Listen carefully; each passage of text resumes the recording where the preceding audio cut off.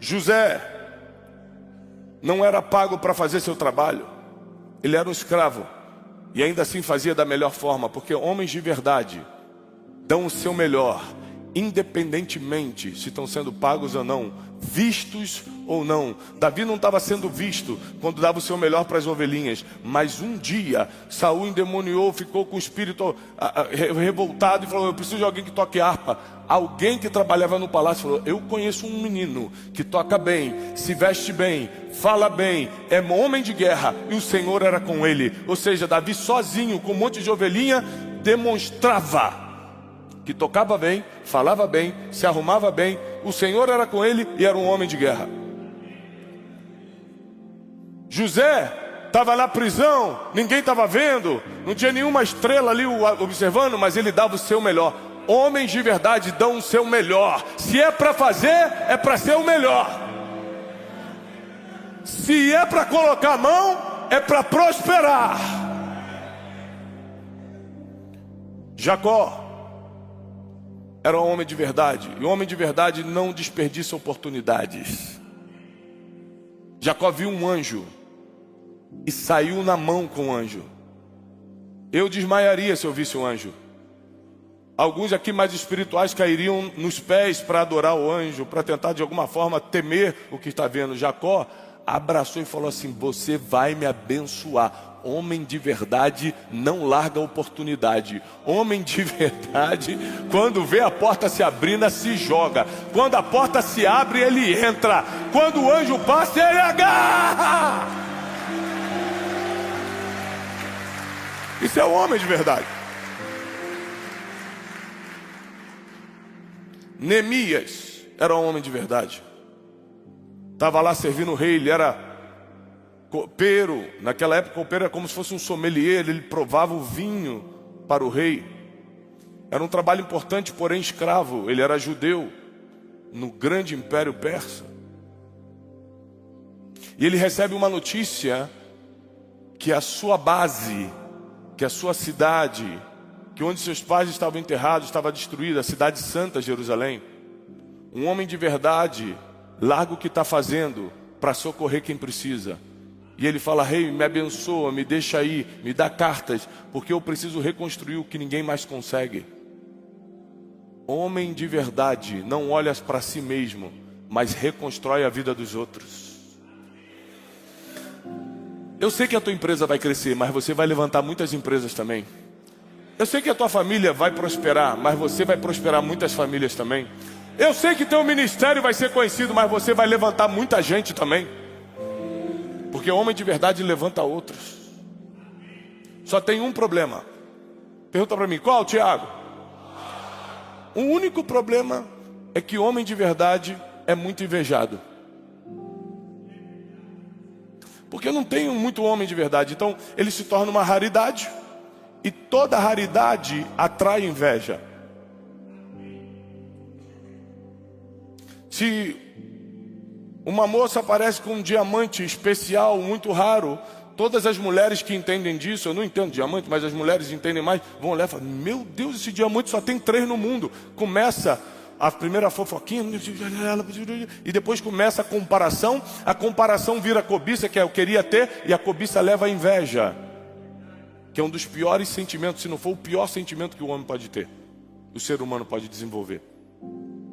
Homens de verdade porque fazem o que outros não fazem. Homens de verdade porque resolvem problemas que ninguém resolve. Homens de verdade porque são raros, se tornam invejados. Repete comigo: homens de verdade são invejados.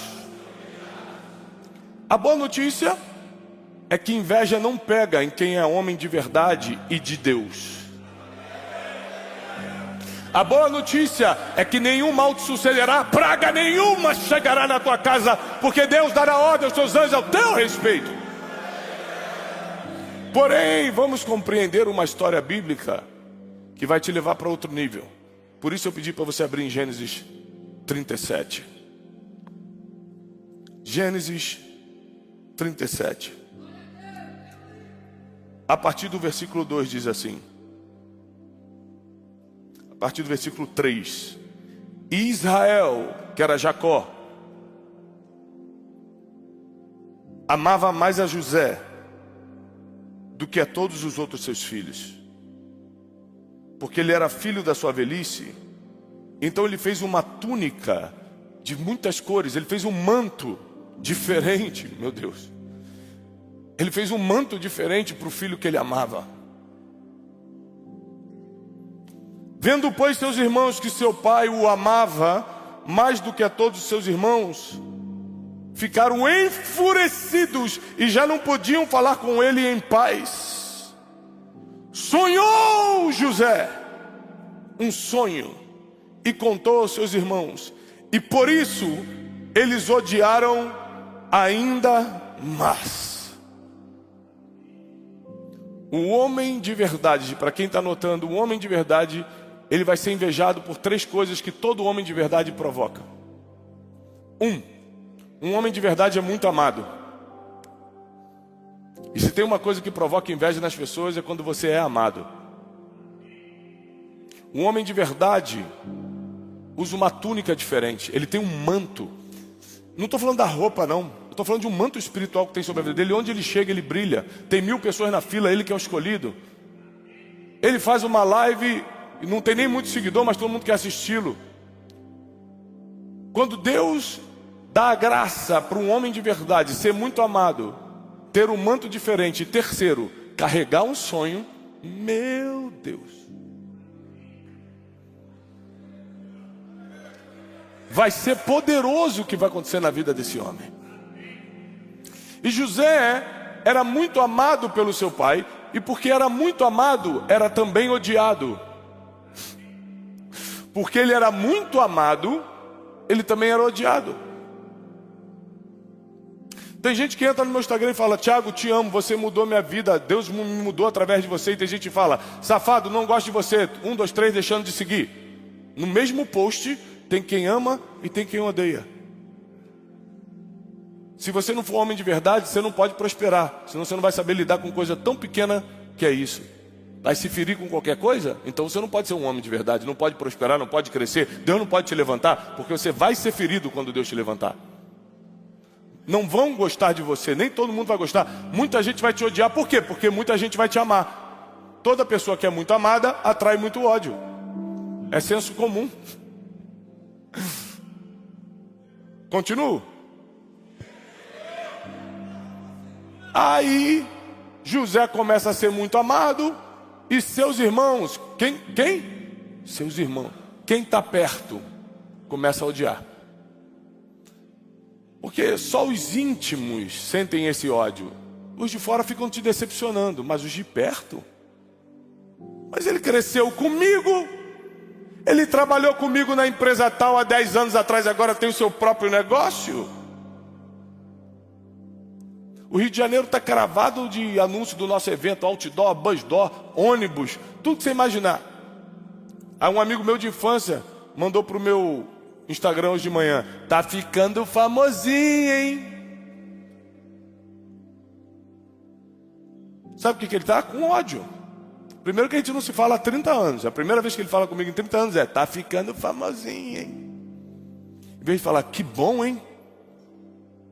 Você saiu desse suburbão aqui que a gente morava e está vencendo. Não. Tem que ter uma zombaria. Tem que tentar te diminuir. Famosinho. Diminutivo. Se você não sabe lidar com isso, como é que Deus vai te levantar? Porque você acha que ninguém vai tentar te diminuir enquanto Deus está te levantando? E pior, vai vir de perto. Vai vir de perto. Mas pior, ele era muito amado, por isso era muito odiado, mas ele tinha um manto que ninguém tinha.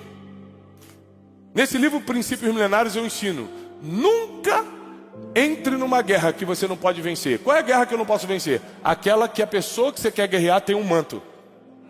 Não vai dar para ganhar, porque Deus está com ela. Deus botou o manto ali, não dá. Ah, mas eu não gosto dela. Mas Deus gosta.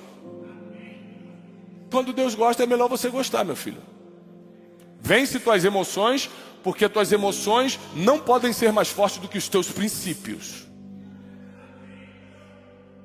Então, além de ser muito amado, José criou um outro problema.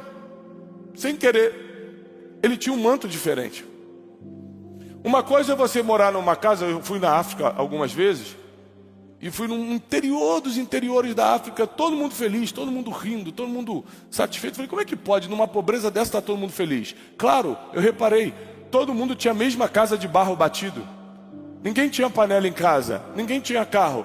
Todo mundo era pobre, mas todo mundo tinha as mesmas coisas. Quer ver o problema começar? Alguém ter o fogão e o outro não ter. Todo mundo está de bicicleta e um comprar o carro. É a comparação que é a mãe da infelicidade. Então quando Deus te dá um manto colorido, Deus te dá um manto diferente, as pessoas começam a falar, por que ele tem e eu não tenho? Por que quando ele abre a boca as pessoas escutam? E quando eu tento falar, eu até gasto dinheiro, ninguém me escuta. Por que ele é amado e ninguém me suporta? O manto provoca um ódio, porque o manto faz as pessoas olharem para você diferente. E Deus vai escolher pessoas aqui nessa noite que Ele já ama para colocar um manto diferente. Deus vai colocar um manto diferente nessa noite.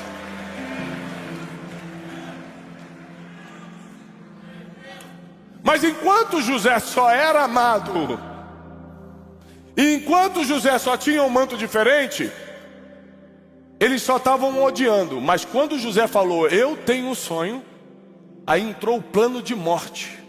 Vamos matar. Lá vem o sonhador. Vamos matar esse cara. Quando você sente que tem gente querendo armar para você, tem gente com a boca sangrando para te pegar, não é nem porque você é amado e nem por causa do manto, é por causa do teu sonho. Deixa eu te explicar por quê. Porque o teu sonho é um retrato do futuro. E essa pessoa que está te perseguindo, que está te odiando, que está competindo, que está invejando, sabe que não vai estar lá, ela não se viu no retrato. Então ela quer te destruir antes dele acontecer.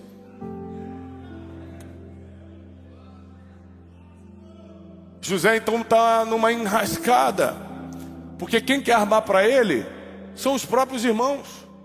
E que irmãos eram esses? Mundanos? Não, Judá. Da onde veio o leão da tribo de Judá? Levi. Da onde veio a tribo de Levi? Homens de Deus. E armaram para matar José. Porque é muito difícil lidar com uma pessoa que é amado, tem um manto e ainda é sonhador. Mas eu vim aqui profetizar que você será muito amado. Deus vai te dar um manto nessa noite e vai ressuscitar teus sonhos, caso você ainda não tenha. Porque não tem como.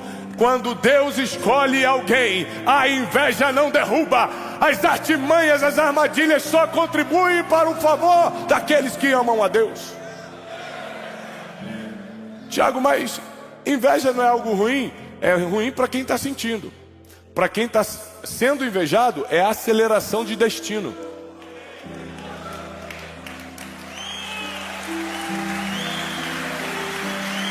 Me explica, Tiago. Claro que eu te explico.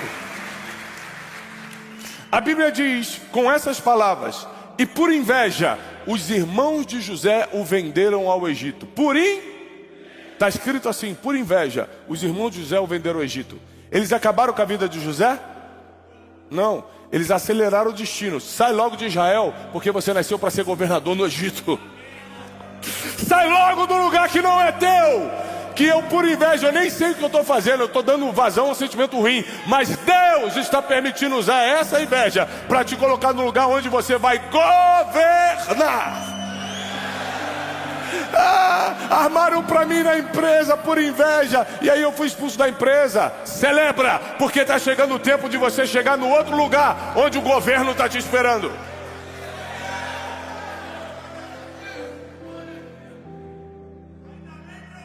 Se você escrever na sua Bíblia online assim, ó, inveja, vai aparecer um outro versículo. E os fariseus, por inveja, entregaram a Jesus. Claro, Jesus era muito amado, tinha um manto e tinha um sonho: libertar a humanidade dos pecados e salvá-los. Construir morada para cada um de nós aqui no céu. Eu não sei se você tem casa própria na terra, mas no céu o próprio Jesus está construindo a sua. Está escrito assim: eu vou na frente e vos prepararei morada. Enquanto você está aqui adorando a Deus, recebendo essa palavra, Ele está colocando o tijolo da tua morada eterna. Ele está colocando o teu nome nas portas, o nome da tua família, porque nós e a nossa casa serviremos ao Senhor. E ela lá basundere, ela lá baterele basuro lebana.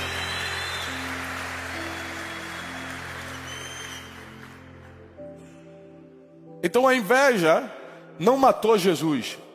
A inveja dos fariseus fez com que ele cumprisse seu propósito.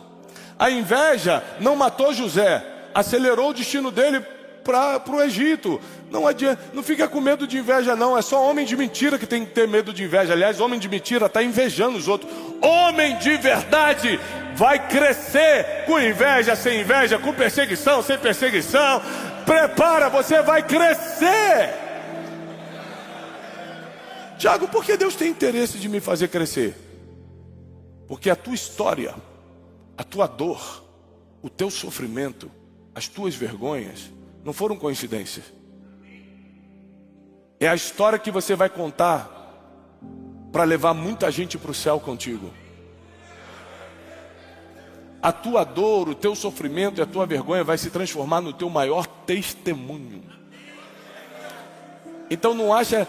Deus deixou sofrer, não, Deus escreveu uma história para todo mundo ver que você é um homem de superação. Você é um homem de verdade. Você é um homem que não se entrega às dores da vida. Você é um homem que não desiste no caminho. Você é um homem que não larga a família. Você é um homem que promete e cumpre. Você é um homem de sim, não. Você é um homem que carrega um manto. Você é um homem que tem um sonho e que tem um sonho prospera.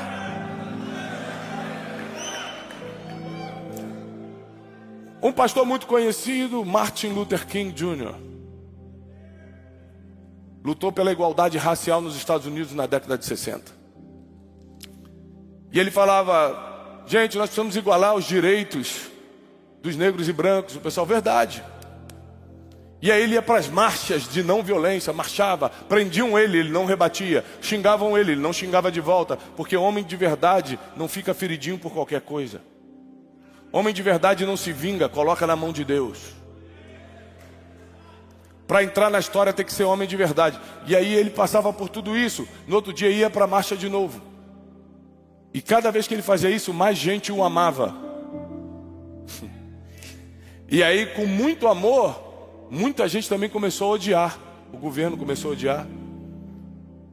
Policiais brancos começaram a odiá-lo, porque ele era um pregador negro. Mas só que Deus colocou um manto diferente. Na mesma época que ele, tinha um homem chamado Malcolm X, que tentava fazer a mesma coisa que ele, mas não tinha nem 1% da influência de Martin Luther King. Era um homem mais violento, um homem que tinha um outro tipo de pregação. E ele começa a falar mal de Martin Luther King. Não é porque Martin Luther King era muito amado, é porque ele tinha um manto que ele não tinha. Quem não tem o manto que você tem vai criticar o que você está fazendo.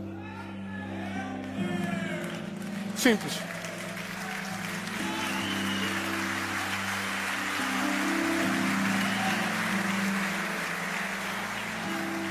Mas até aí, tudo bem. Tem muito amor, ó, todo mundo ama o cara. Olha, ele tem um manto diferente. O jeito que ele fala, todo mundo gosta. Mas o plano de morte começa quando ele reúne 300 mil pessoas em Washington DC e declara: I have a dream. Quando ele fala eu tenho um sonho, começa o plano de morte. As pessoas não sabem, os inimigos não sabem lidar com o retrato do teu futuro, que é o sonho. Então armam para matá-lo e matam. Dão um tiro no pescoço de Martin Luther King. O que eles não sabiam é que o sonho de Martin Luther King não era ser presidente da república ou viver muito. O sonho de Martin Luther King era que os negros não fossem julgados pela cor da pele, mas pelo caráter que possuíam. E com a morte dele, o governo dos Estados Unidos foi obrigado a assinar a lei que igualou os direitos civis. Ou seja, quem matou não sabia que estava acelerando o propósito. Esse é o nosso Deus. Esse é o Deus que nós servimos. Quando deram tiro nele, falaram, eu venci. Quando mataram Jesus na cruz, o diabo falou, eu venci. O problema foi os 3 dias depois, quando a pedra começou a ser removida. Quando olharam, o túmulo estava vazio. Nenhuma arma forjada contra ti prosperará. Toda língua que se levantar em juízo, Deus a condenará. Porque sobre você tem amor, tem um manto e tem um sonho.